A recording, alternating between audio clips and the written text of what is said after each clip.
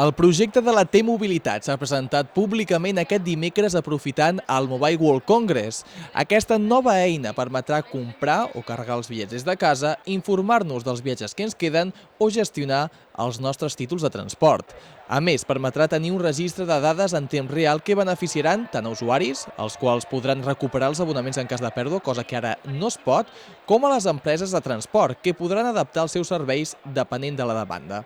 I és que aquest sistema va més enllà i vol ser una referència de la posada en marxa d'una nova era digital en el transport. És una solució tecnològica que utilitzem tecnologia de les nostres enginyeries que tenim locals, que tenim a l'àrea metropolitana que ens estan ajudant a fer projectes realment d'innovació.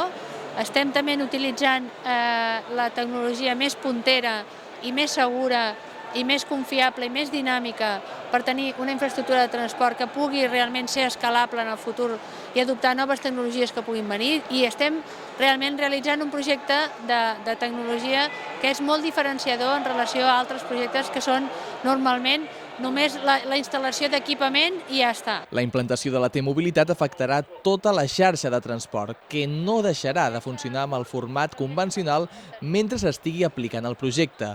Les primeres proves seran a la línia 9 del metro aquesta tardor. Cal tenir en compte que s'hi veuran implicats des dels grans operadors als petits, el que representarà una complexa coordinació de tot l'engranatge de persones que hi participen a diferents nivells a banda dels usuaris. La T-Mobilitat es podrà utilitzar de diferents maneres, amb una aplicació al mòbil, també a través de rellotges intel·ligents o a través d'unes targetes electròniques personalitzades. Però encara caldrà esperar una mica per tenir aquesta targeta. De moment, segons les previsions, podria ser el 2019.